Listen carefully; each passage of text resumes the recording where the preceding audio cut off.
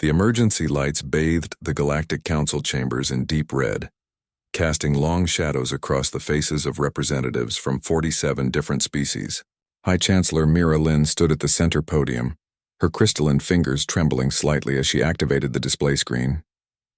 She had called this meeting, and everyone in the room knew why. The human problem had grown too large to ignore.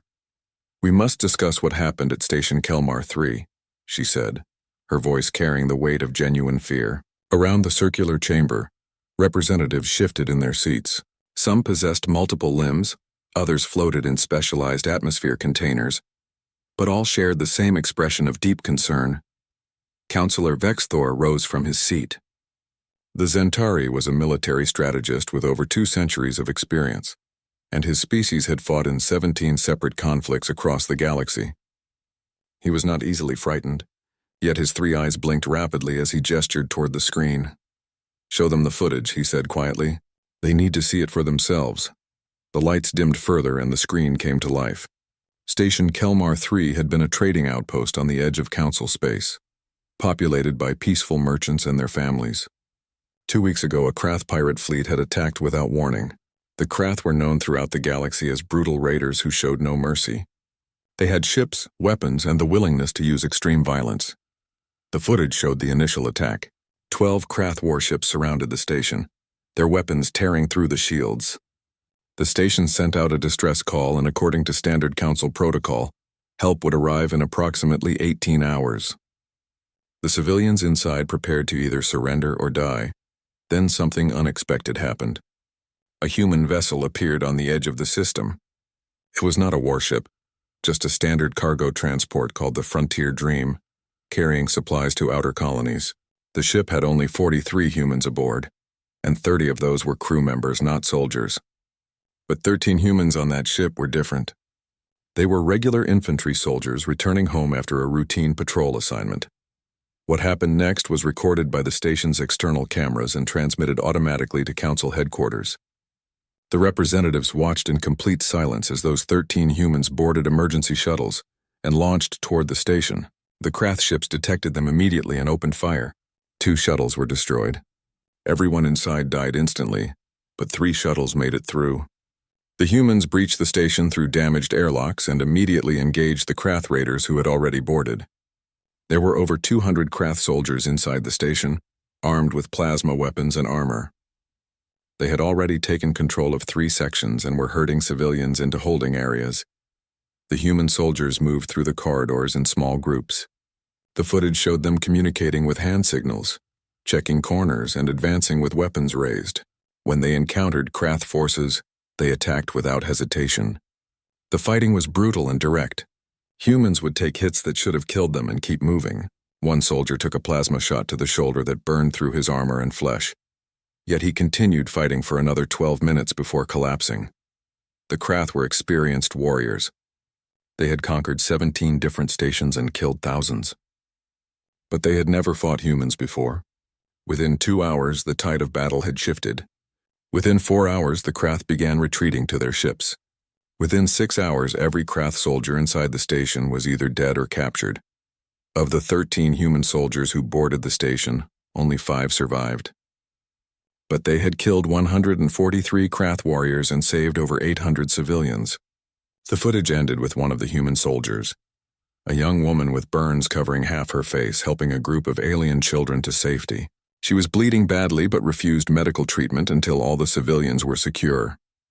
The lights came back up in the council chamber. Nobody spoke for a long moment.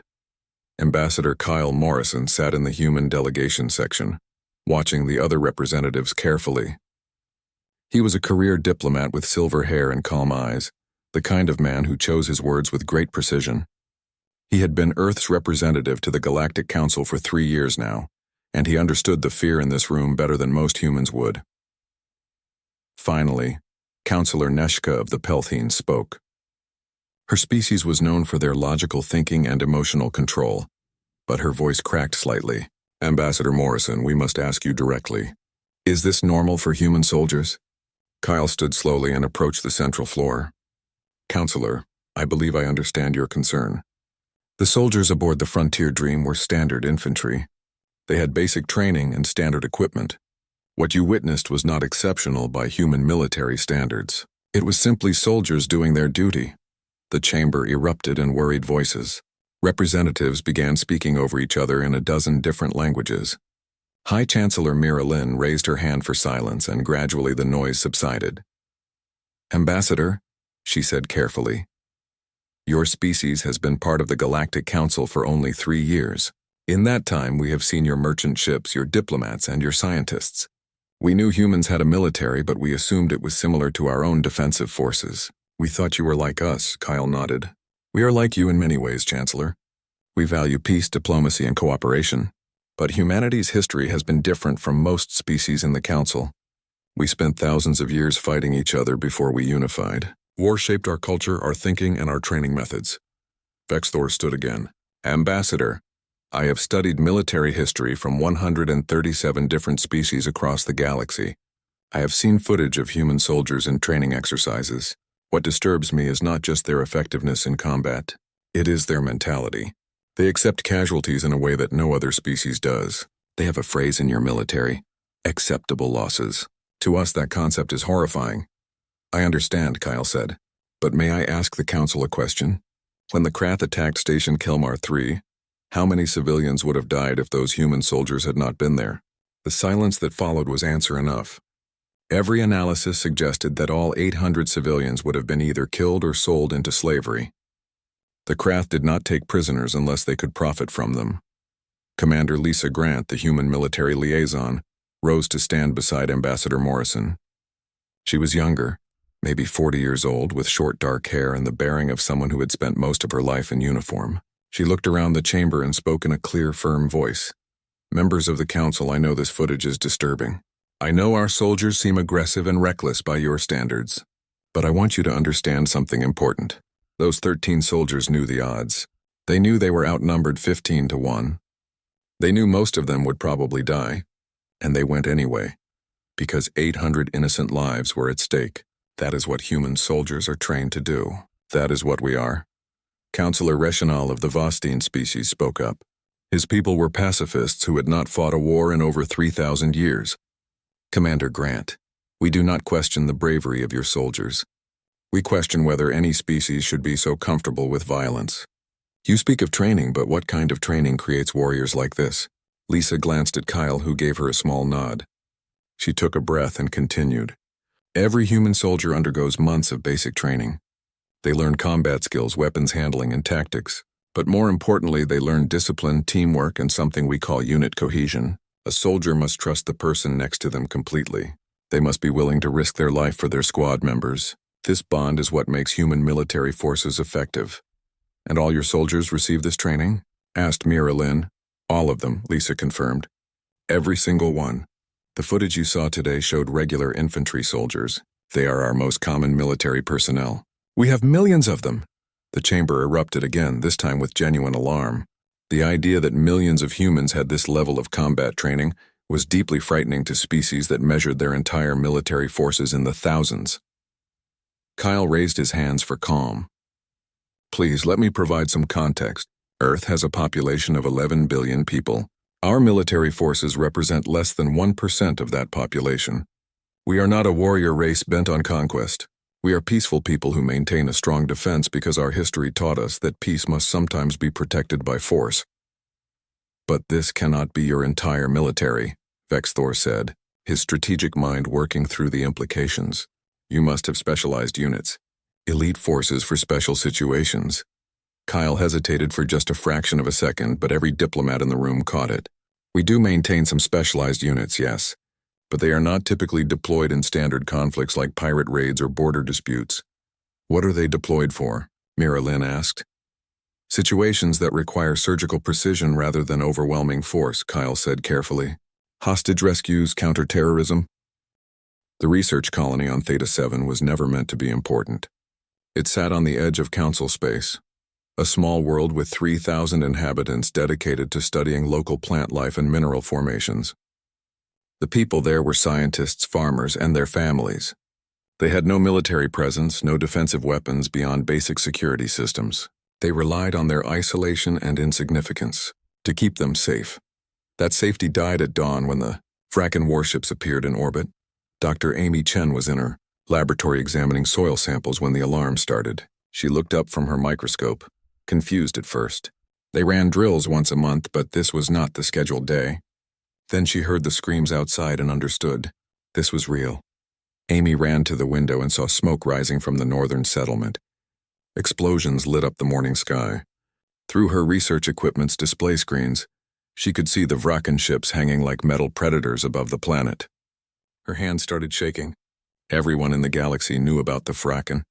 They were slavers, raiders who stole people and sold them across the black market. They were cruel and efficient, and they never left survivors who could not be sold for profit. Within an hour, the Vraken had landed ground forces. Over 300 warriors in heavy armor spread across the colony, rounding up civilians. They moved through the settlements with practiced efficiency, separating the young and healthy from the elderly and sick.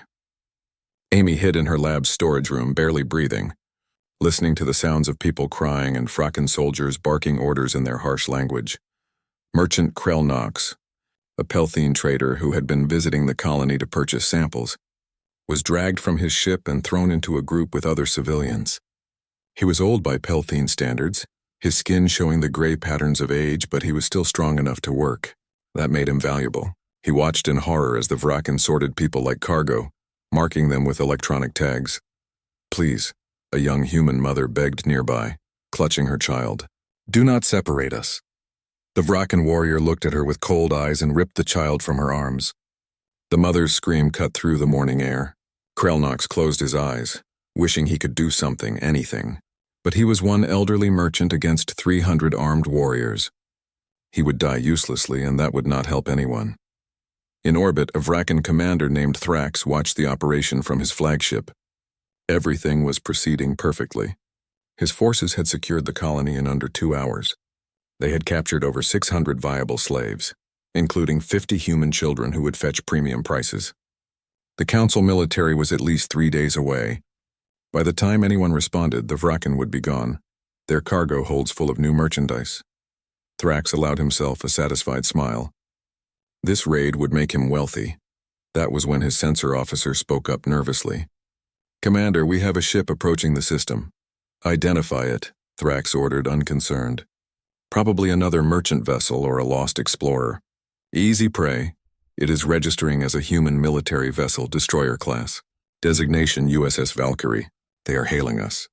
Thrax felt a flicker of interest. He had heard stories about human soldiers after the incident at Station Kelmar 3. The reports had been disturbing, but also exaggerated, surely. Humans were just another species, and he had weapons and numbers on his side. "Ignore their hail," he said. "If they approach, warn them off. We will be finished here soon." But the human ship did not approach.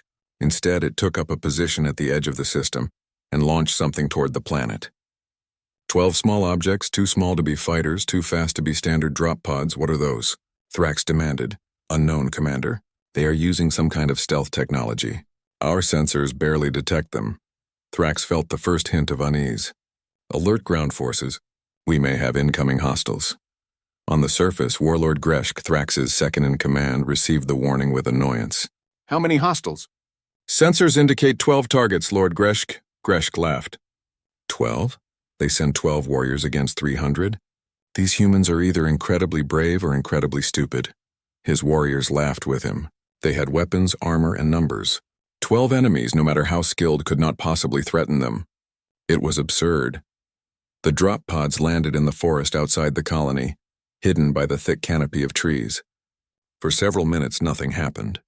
The Vraken warriors waited, weapons ready, scanning the tree line. Greshk stood in the center of the main settlement, confident and alert. Then the shooting started. Captain Jake Sullivan of the United States Navy SEALs moved through the forest like a ghost. He had been doing this kind of work for 12 years, and the mission parameters were clear. Hostage rescue, enemy force estimated at 300, time critical, civilian casualties unacceptable. These were not good odds, but they never were. That was why SEAL teams existed. His team of 12 operators had split into 3 groups of 4. Each group had specific objectives. Jake's team would hit the northern settlement, where most of the Vraken leadership was positioned. The other two teams would create chaos and draw enemy forces away from the civilians. They moved in complete silence. The Vrakan warriors were scanning the obvious approaches, but SEALs did not take obvious approaches. They had been trained to become invisible, to read terrain like a language, to exploit every shadow and sound. Through their helmet displays, they could see each other's positions and track enemy movement through advanced sensors. The first Vrakan warrior died without ever knowing humans were nearby. One moment he was standing guard at the settlement's edge, and the next moment he simply dropped. Jake's suppressed rifle made almost no sound. The warrior's companions did not notice for almost 30 seconds. By then, 3 more were dead. Panic began to spread through the Vrakan ranks. Warriors shouted to each other, trying to identify where the attacks were coming from. They fired wildly into the forest, hitting nothing. Greshk screamed orders, trying to restore discipline, but his soldiers were fighting an enemy they could not see. In her hiding place, Amy Chen heard the gunfire change. The heavy plasma weapons of the Vrakan were firing constantly now, but she could barely hear return fire. Whoever was attacking them was using weapons that made almost no noise. She dared to peek through a crack in the storage room door and saw something extraordinary. A human soldier moved through the settlement like smoke. He wore dark armor covered in equipment she did not recognize. His face was hidden behind a helmet with a reflective visor. He moved from cover to cover with smooth precision, his rifle coming up and firing in short controlled bursts. Each burst dropped a Vrakan warrior. Another soldier appeared on a rooftop, taking careful shots at targets in the distance. A third soldier threw some kind of device that landed near a group of Vrakan and exploded with a sharp crack. The warriors dropped unconscious or dead. Amy could not tell which. This was not like the footage from Station Kelmar 3. Those soldiers had fought directly, trading fire with the enemy. These soldiers were different. They were surgical, precise, almost invisible. The Vrakan were dying, and they barely understood how. Merchant Krelnox watched from his position among the captured civilians. He had lived for 87 years and seen many things, but he had never seen combat like this. The human soldiers moved through the settlement like death itself, silent and inevitable. Vrakan warriors who had been laughing minutes ago were now running in terror, shooting at shadows. One Vrakan warrior tried to use a civilian as a shield, grabbing a human woman and pressing his weapon to her head. He shouted something in his language, probably a demand for the attackers to show themselves. A single shot answered him. The warrior dropped, dead before he hit the ground. The bullet had somehow passed within centimeters of the hostage's head without touching her. The woman stood frozen in shock, unable to process what had just happened. Jake Sullivan moved to her quickly, his voice calm despite the chaos. "Ma'am, you are safe now. We are United States military. Get to that building there and stay down." The woman nodded mutely and ran. Jake was already moving again, his rifle tracking new targets. Through his helmet's communication system, he could hear his team members calling out enemy positions and civilian locations. They were operating as a single organism, each member knowing exactly where the others were and what they were doing. Team 2, Western Settlement is secure. 42 civilians extracted. Team 3 engaging enemy reinforcements at the landing pads. They are trying to reach their ships. Copy that, Jake responded. Team 1 moving to intercept. Do not let them get airborne with hostages. The battle continued for 8 hours. The Vrakan warriors tried everything. They took defensive positions in buildings. The SEALs cleared them room by room with grenades and precise gunfire. They tried to escape to their ships. The SEALs cut them off and forced them back. They tried to use hostages as shields. The SEALs took shots that seemed impossible and freed the hostages without harm. Greshk finally understood that he was not fighting regular soldiers. These were specialists, trained for exactly this kind of operation. His 300 warriors were being systematically destroyed by 12 humans. Intelligence Director Zephril of the Key species sat in his office deep within Council headquarters, surrounded by data screens showing information about humanity. For 3 weeks he had been conducting the most comprehensive investigation in his 40-year career. The Council had authorized unlimited resources to answer one simple question: what exactly were human special forces, and how many of them existed? The answer he was finding terrified him. Zephril was methodical by nature. His species valued logic and careful analysis above all else. He approached problems systematically, gathering facts and building complete pictures before drawing conclusions. But the more facts he gathered about human military capabilities, the less the picture made sense. It was like trying to map an ocean when you had only seen a puddle. His investigation began with public records. Humans were surprisingly open about some aspects of their military. They published histories, training manuals, and organizational charts. Of course, the sensitive information was classified, but even the public information was revealing. What Zephrol discovered was that Earth maintained not one or two elite units, but dozens of them. There were Navy SEALs, like the team that had rescued the civilians on Theta 7. There were Army Rangers specialized in direct action raids. There were Green Berets, experts in unconventional warfare and training foreign forces. There was Delta Force, so secretive that the human government barely acknowledged its existence. There were Marine Force recon units, Air Force pararescue teams, and dozens of other specialized groups. And that was just the American military. Other human nations had their own special forces: British SAS, Russian Spetsnaz, Israeli Commandos, French Foreign Legion, German KSK, and many more. Each group had different specializations, different training methods, and different operational focuses. Zephrol created a presentation for the council showing what he had learned. The numbers alone were staggering. Earth maintained approximately 70,000 special operations personnel across all nations and branches of military. 70,000 operators trained to the level of the SEALs who had fought at Theta 7. It was incomprehensible. For comparison, the entire Zentari military, considered one of the strongest in the council, had approximately 2,000 soldiers who received elite training. The Pelthine had maybe 500. Most species had elite forces numbering in the hundreds or low thousands. Humans had 70,000, and those were just the special operations forces. Their regular military numbered in the millions. Agent Samantha Price sat across from Zephrol in his office, reviewing the presentation with a slight smile. She was the CIA liaison to the Galactic Council, responsible for managing intelligence sharing between Earth and the alien government. She was in her early 50s with gray hair and sharp eyes that missed nothing. "Your analysis is thorough," she said, "but incomplete." Zephyrol's antennae twitched with irritation. "Incomplete how?" "I have spent 3 weeks compiling this data." "You have compiled data on our acknowledged special operations forces," Samantha said, "but you have not asked about the programs we do not acknowledge publicly."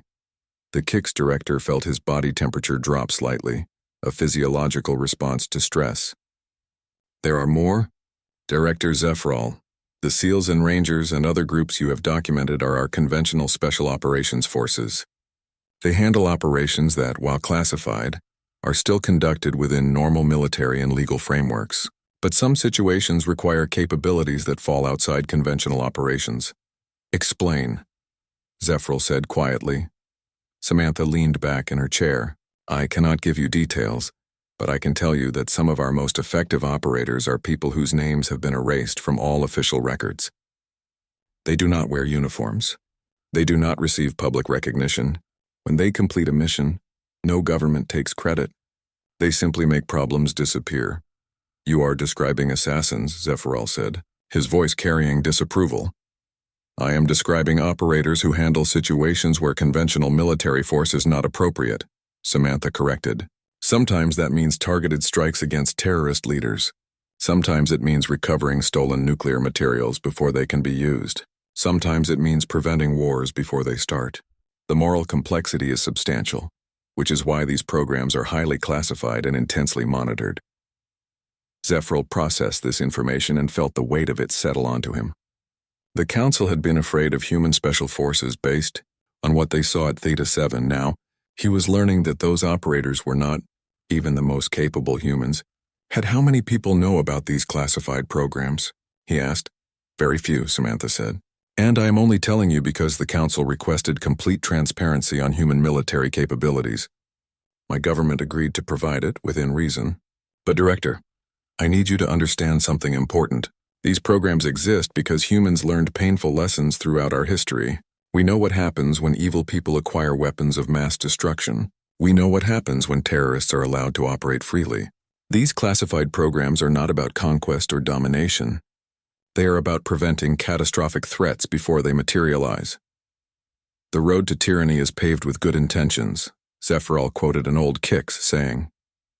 Perhaps, Samantha acknowledged. That is why oversight and accountability matter. Our most classified programs are monitored by civilian leadership and legal experts. They operate within rules, even if those rules are not publicly known. But I will not pretend these programs are comfortable or simple. They are neither. They are necessary. The conversation left Zephyral with more questions than answers. He included a note in his presentation to the council. Human special operations capabilities extend beyond documented forces. Details classified for security reasons, but existence confirmed by intelligence liaison. Several days later, Zephyral attended a different kind of briefing. The council had requested that human military representatives provide information on training methods. Colonel Pete Harris of the United States Army Rangers agreed to give a presentation, though he made clear it would be sanitized for security purposes. The briefing room was packed with representatives from 20 different species, all curious about how humans created such effective warriors. Colonel Harris stood at the front, a solid man in his 50s with gray at his temples, and the confident bearing of someone who had spent decades leading soldiers. Special operations training is designed to find the best and push them past their limits, Harris began. We do not make soldiers into special operators. We find people who already have the potential and then break them down and rebuild them stronger. He activated a screen showing footage of basic training for Army Rangers. The alien representatives watched young human men and women running obstacle courses, carrying heavy packs through rough terrain, and conducting combat drills. It looked difficult but not particularly unusual. This is just the beginning, Harris said. Ranger school lasts 61 days. Students receive approximately 4 hours of sleep per night. They patrol 50 or more miles between camps. They conduct complex combat operations while exhausted, hungry, and under constant pressure. About 50% wash out and do not complete the program. Lieutenant Nick Brady of Marine Force Recon spoke next. He was younger than Harris, maybe 35, with the lean build of someone who could run for days without stopping. Force Recon training focuses on reconnaissance and direct action in hostile territory. We teach Marines to insert by parachute, boat, or foot, conduct surveillance for extended periods, and extract without being detected. Our training includes SEER School. What is SEER? Asked a Pelthian representative. Survival, evasion, resistance, and escape, Nick explained. We train our operators to survive if they are trapped behind enemy lines. That includes teaching them how to find food and water in any environment, how to evade capture, and how to resist interrogation if captured. The resistance training involves simulated captivity conditions that are, frankly, brutal. We need to know our people can withstand torture without breaking. The room fell silent. Several representatives looked genuinely disturbed. You torture your own soldiers? Someone asked. We subject them to highly controlled stress scenarios that simulate torture, Nick clarified. It is supervised by medical personnel and psychologists. Nobody is permanently harmed. But yes, it is intentionally traumatic, because we need operators who can maintain their composure and protect classified information even under extreme duress. Colonel Harris continued the briefing, describing other aspects of special operations training. Hell Week for Navy SEALs, where candidates were subjected to 5.5 days of cold, wet, brutal physical activity with only 4 total hours of sleep. Selection for Delta Force, where candidates went through physically and psychologically demanding tests that 90% failed. Green Beret training that lasted over a year and included learning foreign languages, cultural studies, and advanced medical skills. The pattern was consistent across all special operations units. Intensive selection, brutal training, high washout rates, and continuous evaluation even after completing the initial programs. Humans built their elite. The Zarathi Empire had been a problem for the Galactic Council for over 200 years. They occupied a region of space called the Contested Zone, a buffer area between Council territory and Zarathi holdings. Every few decades, the Zarathi would test Council defenses, probing for weakness. Usually, these incursions were small and easily repelled. But this time was different. High Chancellor Mira Lin watched the tactical display with growing dread. 3 Council worlds had fallen in less than a week. The Zarathi military had launched a coordinated offensive with over 500 warships and ground forces, numbering in the hundreds of thousands. They were not probing anymore. This was a full invasion. Counselor Vexthor stood beside her, his three eyes moving rapidly as he analyzed the battle data. They are moving toward the Kelmar sector. If they take those systems, they will control the primary trade routes through the region. We will lose economic access to 47 colony worlds. Can we stop them? Miralyn asked. Vexthor hesitated. With conventional forces, possibly, but it would require committing our entire 3rd and 5th fleets. The casualties would be enormous, and even then success is not guaranteed. The Zarathi have fortified their conquest very quickly. What about their home base? Can we strike at their command structure? Their fortress world Zarkun? Vexthor pulled up data on the main screen. The planet appeared, a heavily industrialized world bristling with defensive installations. Zarkun is one of the most heavily defended locations in known space. Energy shields cover the entire planet. Surface-to-orbit weapons can destroy any fleet that approaches. Ground defenses include bunker systems, automated turrets, and a garrison of 50,000 elite Zarathi warriors. Traditional military doctrine says we would need an invasion force of at least 100,000 soldiers and a 6-month siege to have any chance of success. We do not have 6 months, Miralyn said quietly, or 100,000 soldiers to spare. If we commit that many forces to attacking Zarkun, the Zarathi fleet will continue their invasion uncontested. The council chamber was quiet as the leadership grappled with an impossible situation. They could defend their territory or attack the enemy's base, but not both. Either choice led to massive casualties and uncertain outcomes. Finally, a junior counselor named Treshik spoke up. He was young for council leadership, only 60 years old, but he had a reputation for unconventional thinking. What about the humans? The room fell silent. Everyone knew what he meant. The reports from Theta 7 and Zephyral's investigation had been circulated among senior leadership. They knew about human special operations forces. They knew what those forces could accomplish. You are suggesting we ask 12 humans to attack a fortress world defended by 50,000 warriors? Asked an older counselor, his voice heavy with skepticism. I am suggesting we ask humans to do what they do best, Treshik replied. Precision strikes. Surgical operations. We cannot take Zarkun with conventional forces, but maybe we do not need to take it. Maybe we just need to break it. Vexthor considered this carefully. His military mind began working through the implications. If we could disable their shields and command structure, even temporarily, it would throw their offensive into chaos. The Zarathi military depends on centralized coordination. Without leadership and communication from Zarkun, their fleet commanders would have to make independent decisions. They are not trained for that. But can the humans actually do this? Miralyn asked.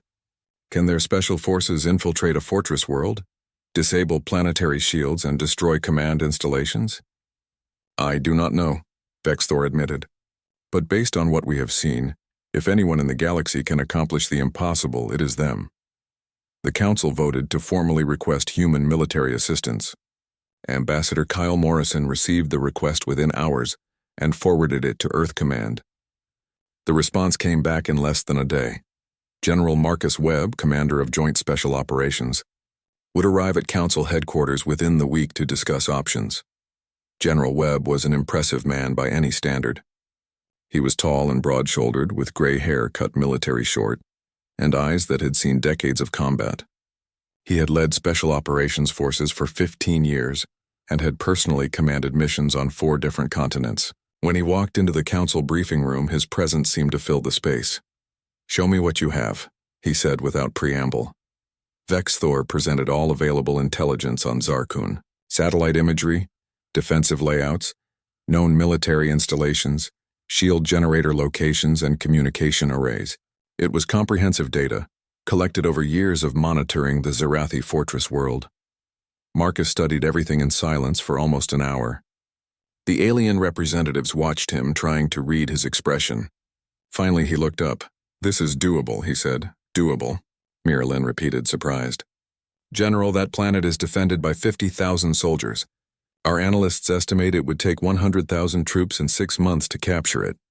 "Your analysts are thinking about conventional assault," Marcus replied. "I am thinking about infiltration and sabotage. We do not need to conquer Zarkun. We need to disable it. Those are very different missions." "Explain," Vexthor said, leaning forward with interest. Marcus began outlining his plan. He would assemble a joint task force of 150 special operations personnel, drawn from multiple units. Navy SEALs for underwater approaches, Army Rangers for direct action raids, Green Berets for unconventional warfare, Delta Force operators for the most sensitive targets, Air Force combat controllers to coordinate strikes. The force would infiltrate through multiple vectors. Some would insert via orbital drop using stealth technology. Others would approach underwater through Zarkun's oceans. A team would use underground tunnel systems that intelligence suggested existed beneath the main installations. The mission would be conducted in phases. First, disable the planetary shields by destroying their generators. Second, eliminate command and control centers to disrupt Zarathi coordination. Third, sabotage communication arrays to prevent them from calling for reinforcements. Fourth, capture or eliminate key Zarathi leadership. The entire operation would take 72 hours from infiltration to extraction. 72 hours, Mira Lin said slowly. General, that seems impossibly fast. Speed is our advantage, Marcus explained. The longer we are on the ground, the more time they have to organize a response. We hit hard, hit fast, and get out before they can bring their full force to bear against us. Special operations is not about fair fights. It is about creating unfair advantages through surprise, speed, and violence of action. Vexthor studied the plan with his strategic mind. The plan is brilliant in concept, but it requires your operators to move through a hostile planet, strike multiple targets simultaneously, and extract under fire. The margin for error is essentially zero. That is why we train, Marcus said simply. This is what special operations forces do. We plan meticulously, rehearse exhaustively, and execute flawlessly, or we die trying. The bluntness of his statement hung in the air. The council representatives were used to military leaders who emphasized caution and safety. Marcus was different. He accepted risk because the mission required it. What do you need from us? Mira Lin asked. Real-time intelligence during the operation, transportation to and from the target, medical support for casualties. And when we disable those shields, I need your fleet to be ready to strike hard. We will create the opening, but you need to exploit it. The council approved the operation, designating it as Broken Arrow. Over the next 2 weeks, Marcus assembled his force and conducted intensive planning. He brought in specialist Chloe Martinez, a Green Beret medic with 3 combat deployments and advanced trauma training. She would lead the medical support element. Sergeant Tyler Jackson, a Delta Force operator with expertise in demolitions and direct action, would command one of the primary strike teams. The operators reviewed intelligence, built scale models of target facilities, and rehearsed their actions over and over. They planned for contingencies and contingencies for the contingencies. Every operator memorized the layout of their objectives, knew their rally points, and understood their extraction procedures. On the night before the operation launched, Marcus gathered all 150 operators together. They sat in a briefing room aboard the human carrier ship USS Constitution, watching their commander with calm attention. Tomorrow we are going to do something most people would consider impossible, Marcus said. We are going to infiltrate the most heavily defended planet in this sector, strike multiple targets simultaneously, and get out alive. The odds are against us. The enemy has numbers, fortifications, and home field advantage, but we have something they do not. We have training, discipline, and the will to accomplish the mission regardless of cost. He paused, looking at the faces of his operators. Some of you may not come home. That is the reality of what we do. But know this, if we succeed, we will save thousands of lives. We will stop an invasion. We will show this galaxy that tyranny has a price. That is why we serve. That is why we fight. Not for glory or recognition, but because someone has to. 6 months after the operation on Zarkun, the Galactic Council held a formal ceremony in their Grand Assembly Hall. Representatives from all member species attended, dressed in their finest ceremonial garments. The hall was decorated with flowers from 100 different worlds, and the air carried the scent of incense traditional to formal council occasions. High Chancellor Mira Lin stood at the central podium, her crystalline form reflecting the soft lights.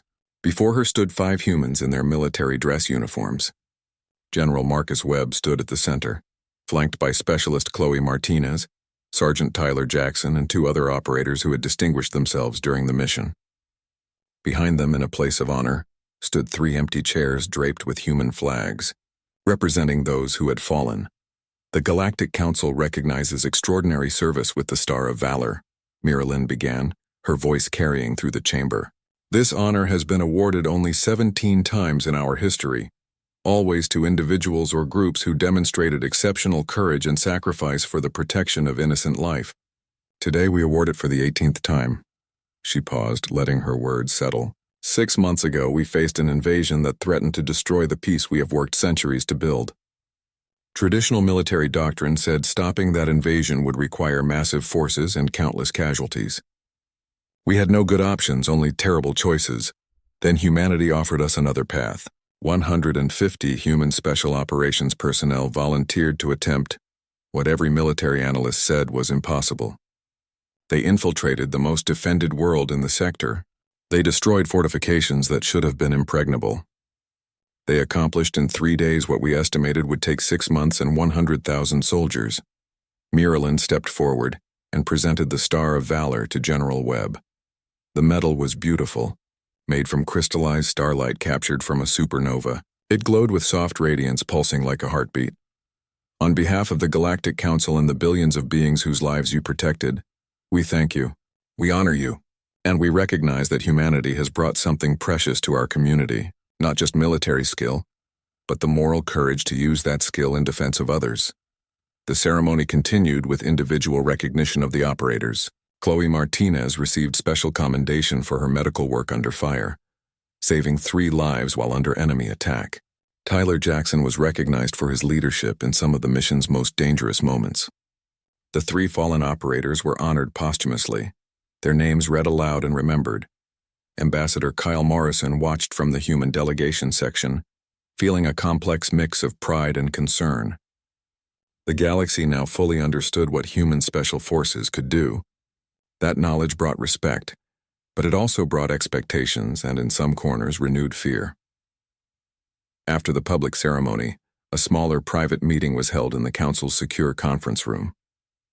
High Chancellor Miralyn, Councillor Vexthor, and several other senior leaders sat with Kyle, General Webb, and Admiral Kate Foster, the human chief of naval operations. Kate was a strategic thinker with 30 years of military experience, known for her calm demeanor and careful planning. "We need to discuss the future," Miralyn said once everyone was seated. "The operation at Zarkun demonstrated human capabilities beyond what we imagined. It also revealed how dependent we have become on your military expertise. That dependency concerns some council members. You fear we will use that dependency against you," Kyle said, understanding the subtext immediately.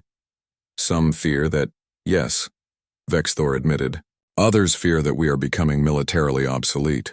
If human special forces can accomplish in days what our entire military cannot accomplish in months, what purpose do our own forces serve?" Admiral Kate leaned forward. "Counselor, I understand the concern, but I think you are missing something important. Human special operations forces are not designed to replace conventional military. They complement it. We could not have succeeded at Zarkun without your fleet to exploit the opening we created. We work best as partners, not as replacements." "Then you would be willing to share your training methods?" asked another counselor, a Pelthine named Kresheva. Marcus Webb spoke carefully. "We would be willing to establish an exchange program. Send us candidates from your military forces and we will evaluate whether they can handle special operations training. But I must be honest with you, most will not succeed. Human special operations training has a very high washout rate even for our own people. Alien physiologies and psychologies are different. The training that works for us may not work for you." "We understand," Vexthor said. "But we must try. The galaxy is changing.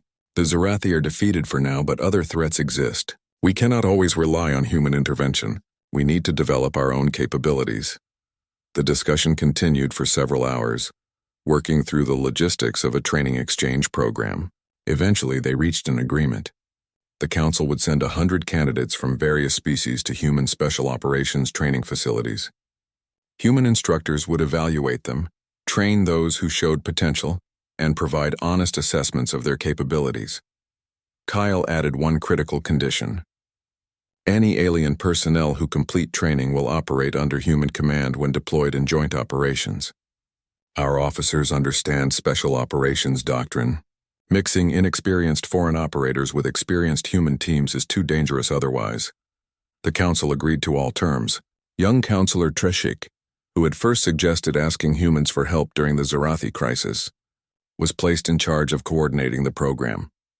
3 months later, the first class of alien candidates arrived at the human training facility in Colorado. There were candidates from 12 different species, all volunteers who had excelled in their own military forces.